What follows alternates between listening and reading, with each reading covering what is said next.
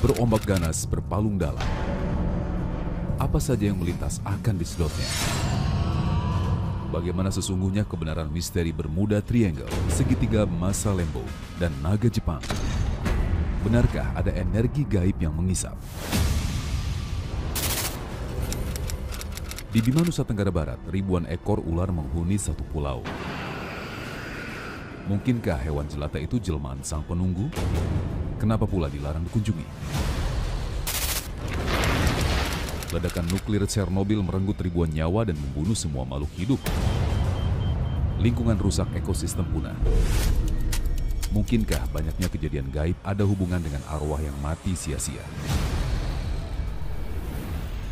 Malam ini, misteri dunia akan menyingkapnya.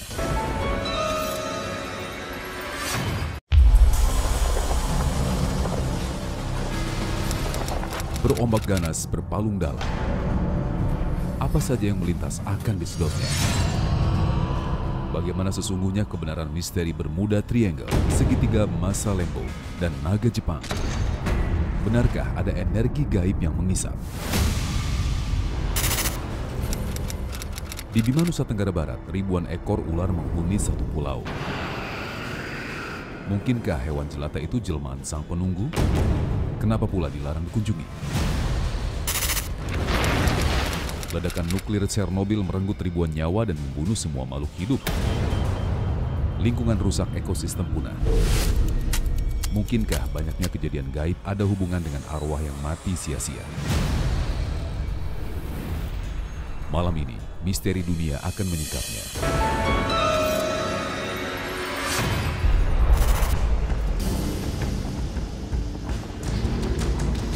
Ini adalah kisah tentang misteri di lautan yang tak pernah habis diceritakan. Katanya ada sejumlah titik yang tak biasa, dekat dengan kecelakaan sekaligus mengundang mematikan.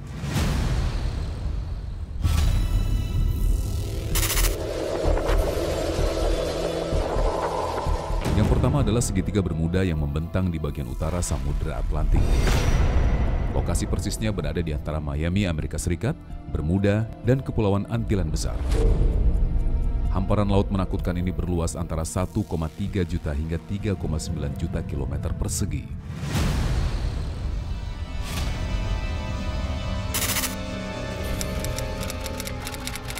Wilayah misterius ini sebenarnya sudah dikenal sejak pertengahan abad ke-19.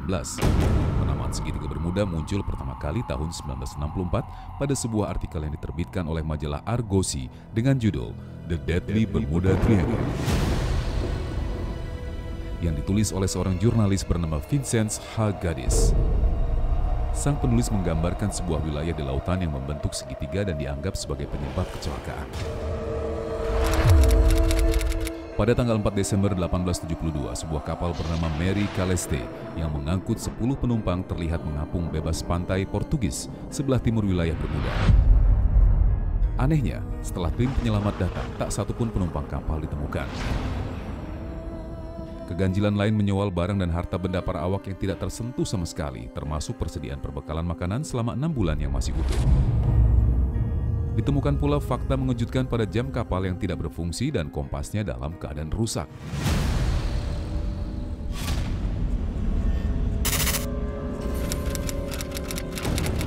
Maret 1918, kapal Angkatan Laut Amerika Serikat US Navy menghilang secara misterius bersama 309 penumpang sesaat melintas di segitiga Bermuda.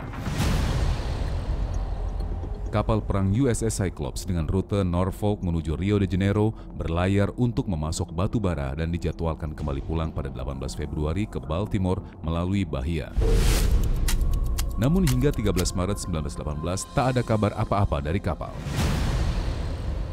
Tidak ada pula sinyal SOS sebagai pemberitahu kedaruratan dan pertolongan. Meski diduga karam masuk palung di Samudra Atlantik, sampai kini bangkai USS Cyclops tak pernah ditemukan.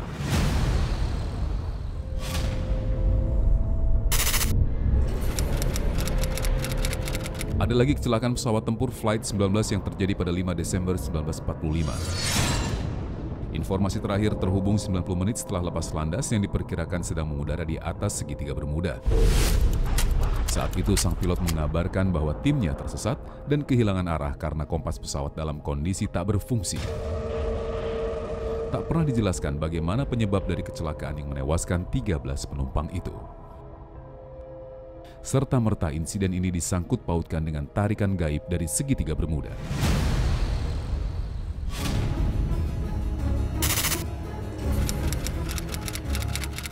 Tak disangka lagi, sederet kecelakaan pesawat dan kapal laut yang terjadi di sekitar segitiga Bermuda tersebut telah menyeret bermacam spekulasi. Yang rasional tetap saja menganalisis dari sudut pandang human error dan mesin error. Di sekitar wilayah segitiga Bermuda itu juga dilewati oleh aliran conveyor belt ini, gitu. Jadi di situ ada Gulf Stream, istilahnya Gulf Stream. Jadi alirannya itu menyusuri pesisir dari timur laut dari benua Amerika, kemudian dia bergerak membelok ke arah timur laut. Nah, di situ ya, itu saking arusnya itu juga membawa massa air yang sangat banyak ya. Jadi aliran massa airnya itu ada kira-kira ya, itu volumenya sekitar 8 juta meter kubik per detik.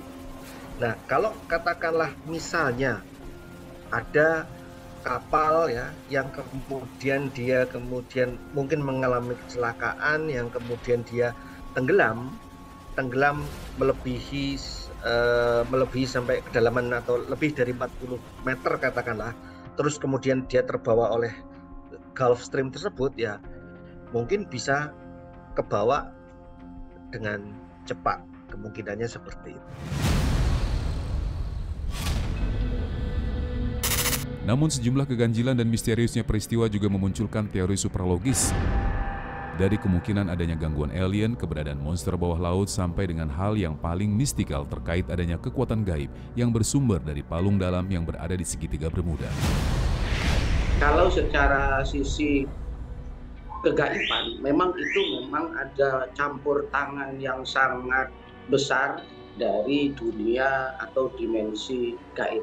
Itu di bawah Samudra Atlantik itu memang seperti ada istana gaib yang dihuni oleh ketua gaib lah, katakanlah.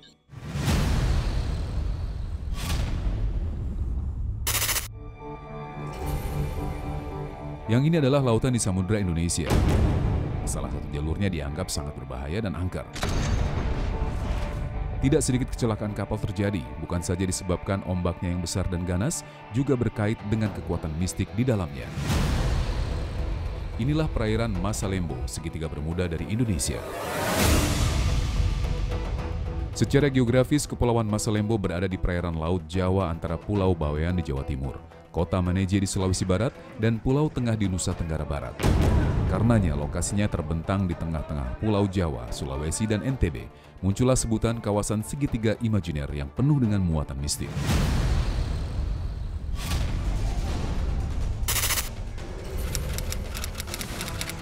Kecelakaan kapal motor Tampomas tanggal 25 Januari 1981 mengawali terkenalnya keganasan perairan Masa Lembo. Saat itu Tampomas II akan bertolak dari Tanjung Priuk, Jakarta menuju ujung Pandang, Sulawesi Selatan dengan mengangkut sebanyak 1.105 penumpang, 191 mobil, dan 200 motor.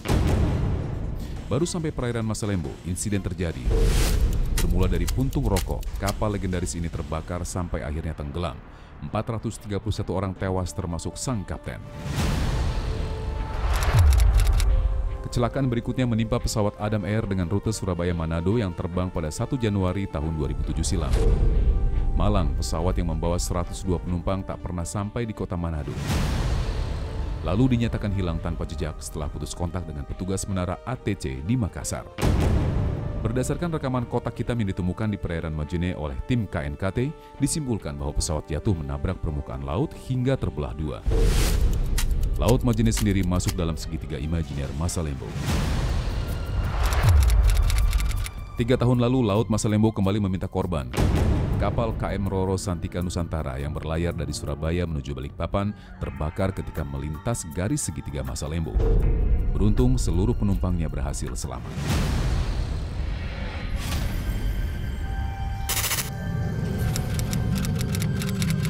Masalembo tak sekedar ombak besar dan ganas. Jauh sebelum terjadi kecelakaan, masyarakat setempat telah mempercayai lokasi itu tempat bermukimnya kerajaan gaib bawah laut terbesar di Indonesia.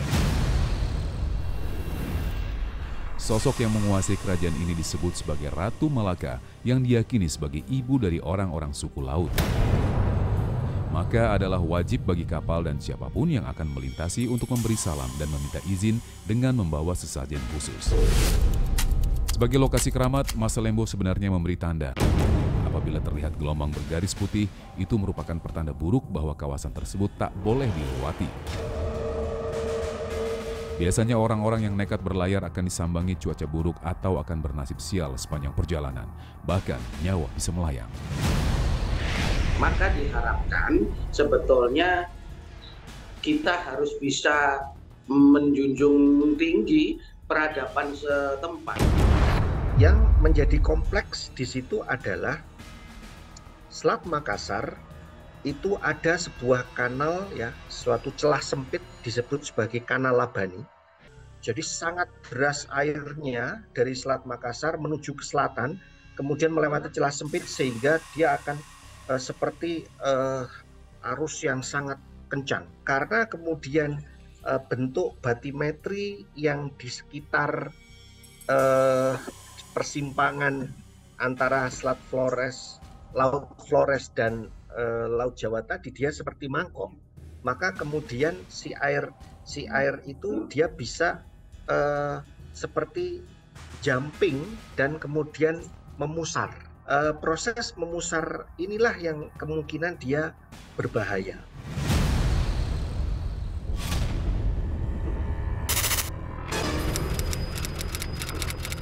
Adapun kalau menelisik aspek ilmiah dan rasional, Masalembo sebenarnya memang daerah yang memiliki ombak besar dan berbahaya untuk pelayaran.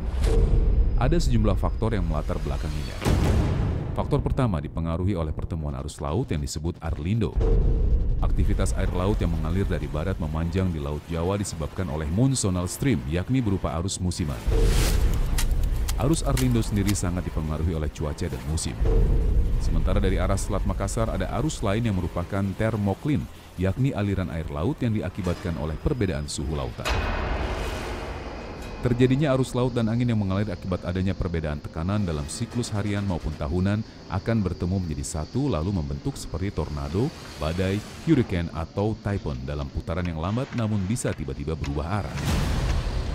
Oleh karenanya saat kedua arus tersebut bertemu di sekitar segitiga Masalembo akan mengakibatkan angin kencang dan ombak besar yang jelas membahayakan untuk dilalui. Posisi dari segitiga Masalembo itu adalah terletak di persimpangan jalur dari angin monsun barat dan monsun timur. Jadi kalau misalnya kita lihat berdasarkan data kapal karam semenjak dari tahun sekitar 1900-an sampai tahun 2000-an, maka memang di situ banyak sekali kapal-kapal karam di sekitar segitiga Masalembo.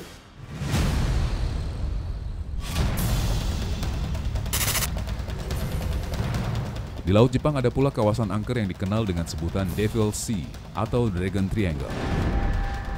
Bentuknya mencakup wilayah yang terbentang luas dari 3 titik perairan, yakni berdasarkan garis imajiner yang menghubungkan Laut Jepang, Taiwan, dan Kepulauan Bonin di utara Laut Filipina.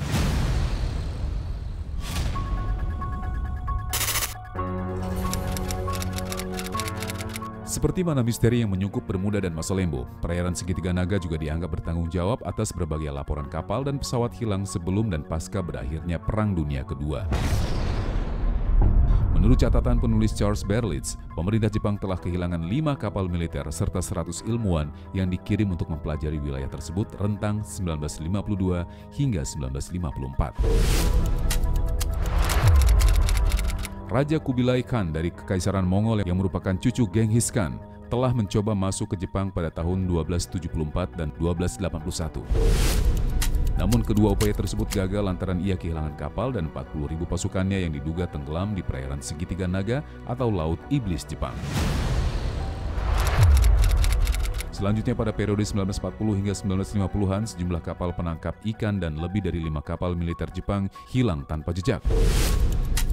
Lokasi raibnya kapal-kapal tersebut diperkirakan terletak di antara Pulau Miyake dan Iwo Jima.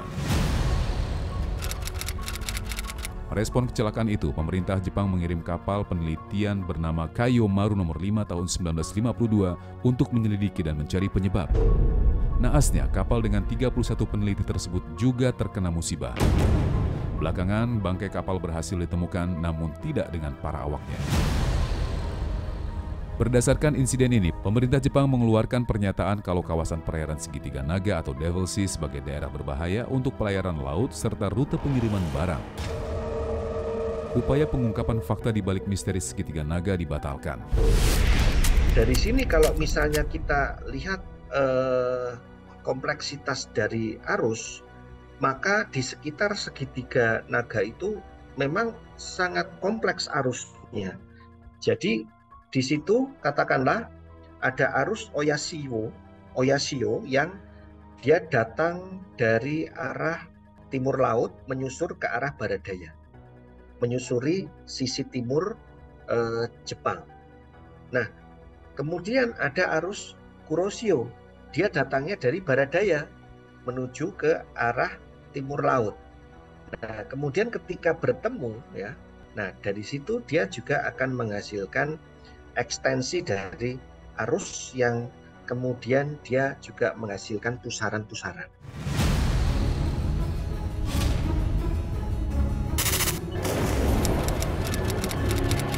Pemberian nama segitiga naga tak semata-mata muncul. Nama tersebut diketahui berasal dari sebuah legenda yang dipercaya secara turun-temurun oleh masyarakat Cina, yaitu hikayat seekor naga yang hidup selama berabad-abad di istana bawah laut. Sang naga disebut-sebut akan menjadi murka dengan menelan apapun yang dirasa mengganggu teritorialnya. Misteriusnya lagi, ada pula yang mengatakan bahwa segitiga naga sejatinya adalah semacam penjara yang dibuat oleh sosok orang suci yang diyakini sebagai manusia setengah dewa untuk menghukum kekuatan jahat berwujud naga raksasa. Rentetan mitos ini yang dipelihara dan terus menjadi perbincangan saban terjadi kecelakaan di jalur segitiga naga tersebut. Ini naga gaib ini membentuk sebuah koloni di daerah itu dan semacam kayak merasa punya teritori. Jadi kalau ada pesawat atau kapal melintas itu terkena radiasinya, terkena ya katakanlah bisanya.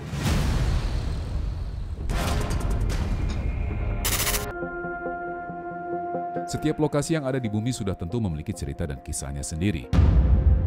Bagaimana terciptanya serta misteri yang berkembang terkait wilayah tersebut hingga kini menjadi misteri. Bagaimana seharusnya manusia menyikapinya? Jawabannya sebentar lagi, tetap di Trans 7.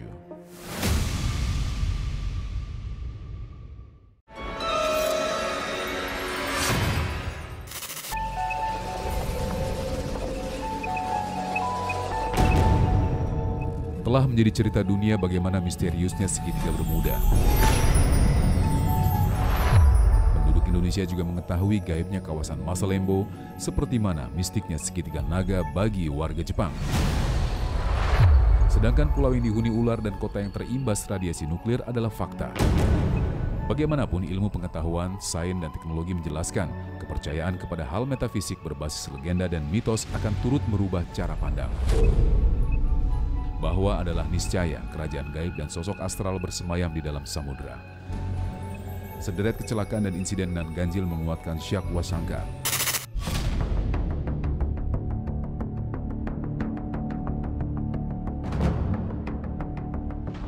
Seribu misteri terserak di kolong langit. Sebagian sudah terjawab, namun banyak yang belum terpecahkan. Misteri dunia akan terus menyikapnya. Sampai berjumpa di episode selanjutnya.